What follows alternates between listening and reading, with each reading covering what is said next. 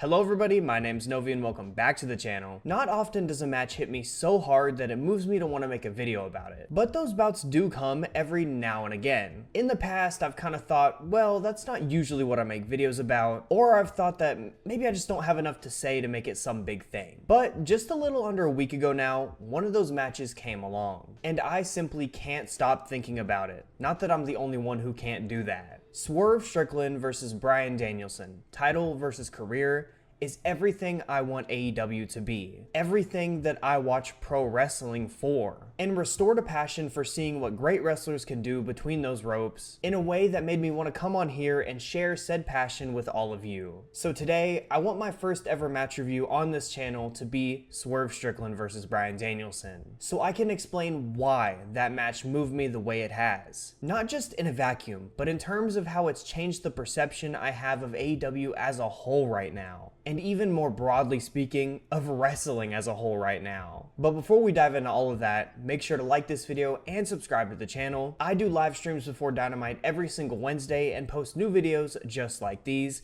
every single Saturday, always talking graps. First, let's talk about how this match came to be. As many of you know, I posted a video last week where I explained why I thought AEW chose the wrong All-In main event. And yes, I'm aware, it is funny to make that video then and then make this video now, but let me explain. In that video, I said it was the wrong choice, not because of how good I thought Bryan vs. Swerve was going to be, but because of what I thought it meant for Hangman Adam Page's booking going forward. And if I'm being honest, I stand on that take. But that's more of a story for another time. What I also did in that video too, more importantly to this match, is criticize the build to it. Mostly because of the way Danielson was going about selling this All-In main event. And once again, I'm gonna stand on that. I think that it's totally fair to criticize the full 6 weeks worth of build. But in that 6th week, where he cut that impassioned promo about being the best for the last 20 years in Cardiff, Wales,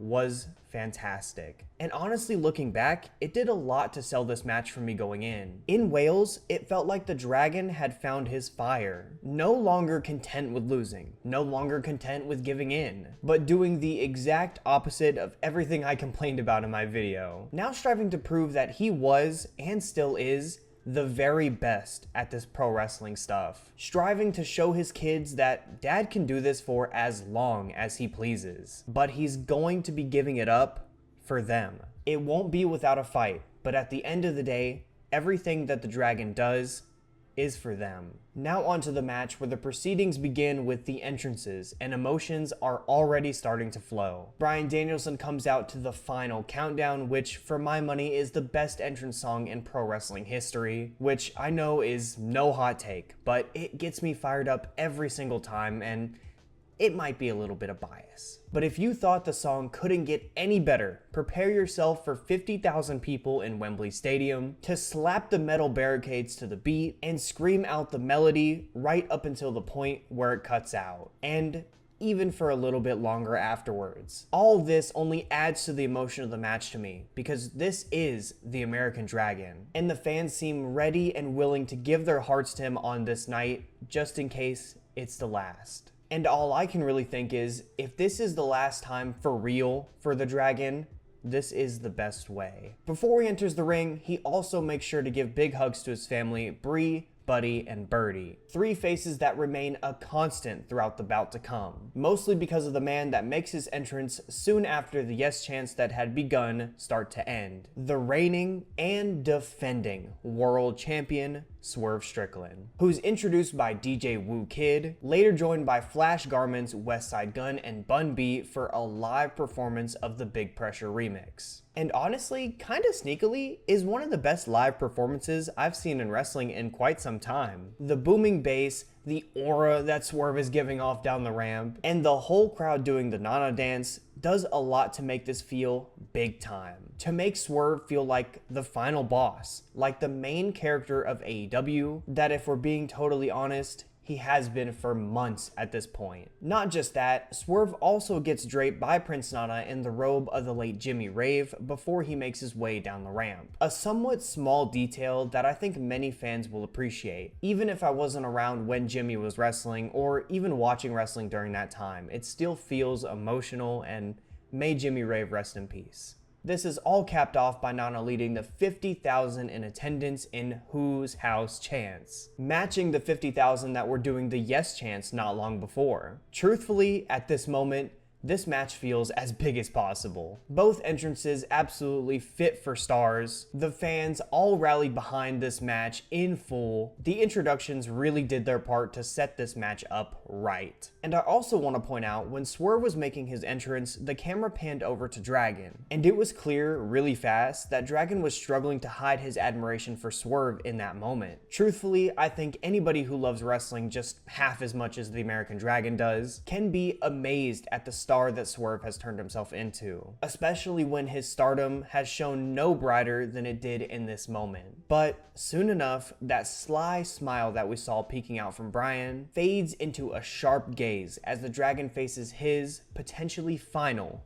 challenge ahead. A ring of the bell leads to a huge pop from Wembley Stadium, and the proceedings are underway. Fighting for control early, we hear the first Daniel Bryan call from good old JR. Not that that's really anything of note, but it was really funny, so I wanted to mention it. On a more serious note though, early on in the match, it's established that Swerve is a better athlete, which is almost a given. And it becomes clear that Dragon is going to have to use his technique and his experience to gain any kind of upper hand, which he does almost right away when he uses a quick counter to whip Swerve's shoulder into the mat, which Swerve sold really well, telling you right away that that shoulder is something you have to remember going forward. This then leads us to an always wonderful ROH American Dragon throwback when he hits Swerve with a springboard cannonball to the outside. The crowd explodes into yes chants, and Bryan's kids that are sitting front row couldn't be happier. The momentum feels fully on the Dragon's side at this point. But as we'll see time and time again throughout this match, both guys seem to be on equal footing, and Swerve flips it right back to his side, beginning to count the limbs as he systematically breaks them down one by one. Ever resilient, however, Bryan proves just how defiant he is in the face of Swerve's physicality by finding different ways to get his, even when he's on the receiving end of some hard-hitting offense. This time, he manages to swipe Swerve off the top rope, and we get a few crispy strikes that lead right into a hanging armbar. Again though, matching Dragon at every turn, Swerve lifts him up from that position, but struggles to get him right where he wants him. Or maybe he had him right where he wanted him the whole time, when inadvertently, our referee Paul Turner gets clipped by Bryan Danielson's boot, giving Swerve just enough time to call Prince Nana over to set up a ring bell on the apron, which Swerve decides is a perfect landing point for the back of Bryan's neck. This, of course, is a major turning point in this match, with JR emphasizing as such by saying, "Well, he can't survive that," in a classic JR voice that I can't do. The impact on the bell then leads to some very welcome blood from the American Dragon too, which, funnily enough, is coming from his forehead, even though it's clear he got dropped on the back of his neck. But at the end of the day, we're real over here on the Novi channel, and this is the Dragon bleeding at Wembley Stadium.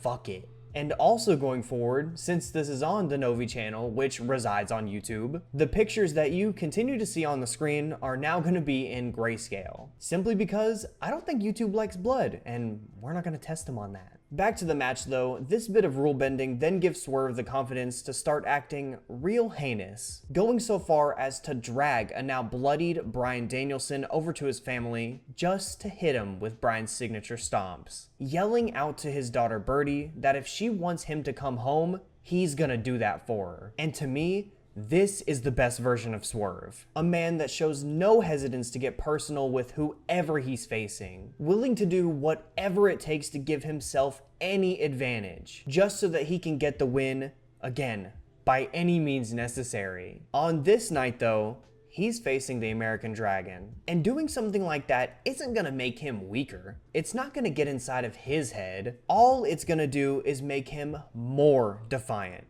more resilient, especially when this beatdown by Swerve onto Danielson leads his daughter Birdie in tears. Swerve tries to continue this beatdown and maybe even goes for the finish when he hits the top rope to try to go for a Swerve stomp. But Dragon, now fueled by seeing his daughter Birdie like that, catches the ankle, rolls through, and locks in a tight regal stretch, which the crowd absolutely loses their mind for, showing that all that heel work from Swerve paid off. Swerve manages to break the hold, but decides he's gonna get a little cute after hitting Bryan with an upkick, and Dragon shuts that right down with a well-placed lariat, leading to another signature Bryan spot, the corner kicks, which Swerve quickly counters out of, and again, it feels like we're right back to the start. Both of these men are just consistently on equal footing, and have to fight tooth and nail for every little opening they can find. Dragon finds one of those openings not long after, and hits Swerve with a tiger suplex into his signature yes kicks, led on by the 50,000 in attendance.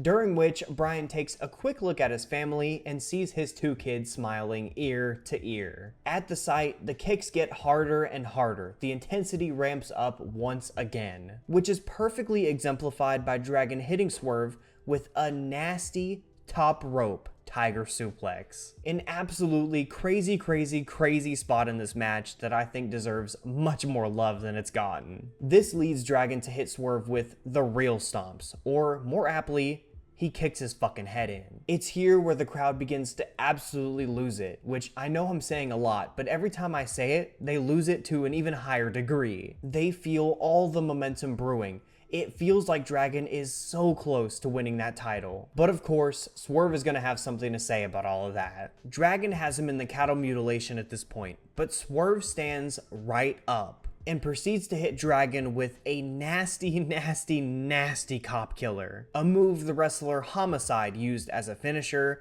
and also a move that many say is one of the most dangerous in pro wrestling history. And right here, it absolutely looks like it. Doctors have to then be called in the ring. They're trying to look at Bryan, but Swerve ushers them away. No chance is he gonna let an opportunity to take control go away like that. Swiftly, he hits Danielson with the stomp, but Danielson kicks out at 2.9. The first of those kind of kickouts that get Wembley rockin'. House Call is up next. He hits him clean on the back of the head, but Dragon sits right back up, and Swerve just kind of rocks his skull again. Dragon is stirring at this point. He's reaching for his daughter in the front row, which to me is him kind of begging for her support, because it's the only support that matters to him in that moment. But the always vicious, never empathetic Swerve Strickland laughs at Danielson while he does it and rocks him with another house call. One that seemingly hits harder than the other two before it, like by a mile. Things look absolutely over for the Dragon at this point. There's no way that he can continue after all of that offense. But of course he will, because we're talking about the American Dragon. 2.99, the shoulder comes up. Wembley comes up. Our hero on this night will not give up. Swerve, already pissed off at the countless instances of defiance we've seen throughout this match, looks absolutely furious at this revelation. So he responds by simply kicking Bryan as hard as he possibly can in the chest. But even so, defiantly, Dragon stands right back up. He then turns towards his family and begins to shout, I love you so much," over and over again, all while eating kick after kick, blow after blow, because Dragon will not go gently into that good night. He's here to show his children that Danielsons don't quit. Not ever. He then, with a face that displays both annoyance and, of course, defiance, rocks Swerve with strike after strike, slapping him with such force that it echoes all across Wembley. The camera pans over to Birdie once again, and now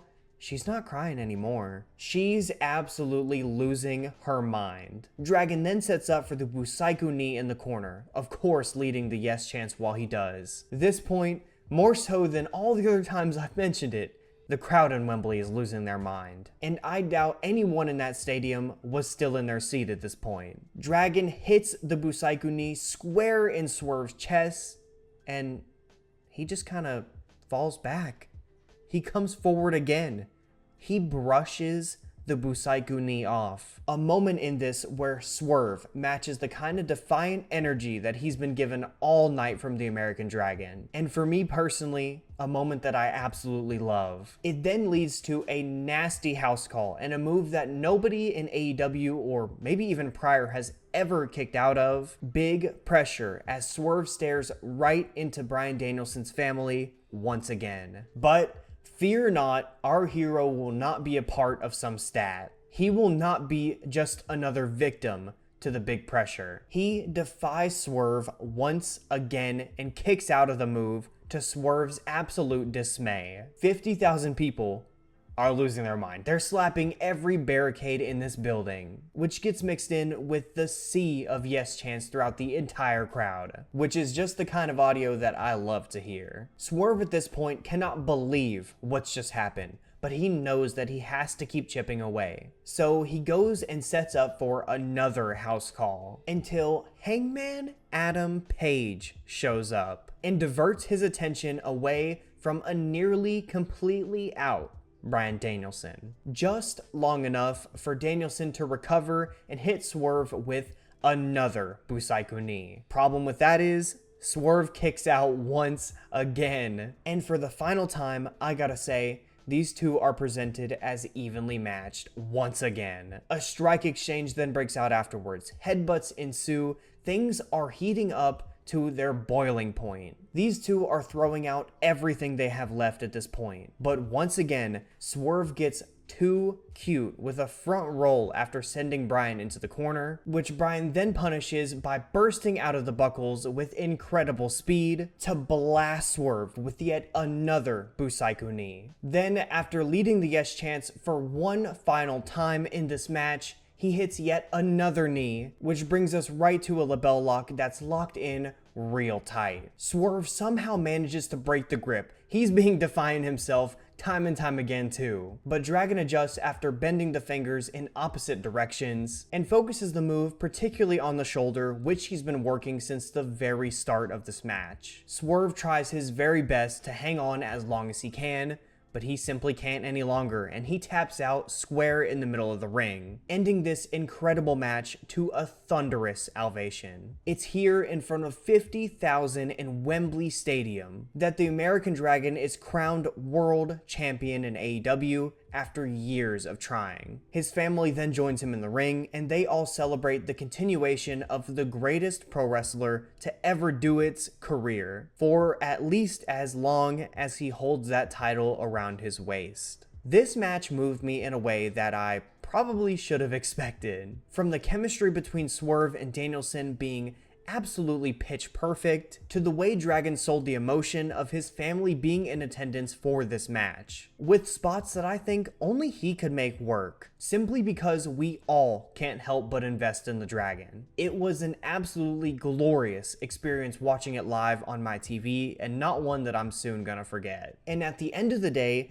this match is everything AEW exists for to me. An American promotion not named WWE is able to bring in 50,000 people to a stadium just to give them a match of this caliber, of this magnitude. It's a beautiful thing, and sitting back after watching this match, I can only appreciate it. It's one of those moments where I can't help but think, even with all of its faults, AEW gives us some real special shit sometimes. Full 5 stars for Swerve Strickland versus Bryan Danielson at All In 2024, without a shadow of a doubt. With that, that's going to do it for the video, everybody. Match reviews are something new that I'm trying out on the channel, and I honestly had a really fun time putting this one together. I'm hoping to kind of continue this going forward, so I hope you all enjoyed it, and also make sure to leave any matches that you'd like to see me review down below if you did. And also, make sure to leave a like on this video and subscribe to the channel for more videos just like these, always talking graps. Thank you guys so much for watching, as always. It's been Novi, much love to you all. Peace.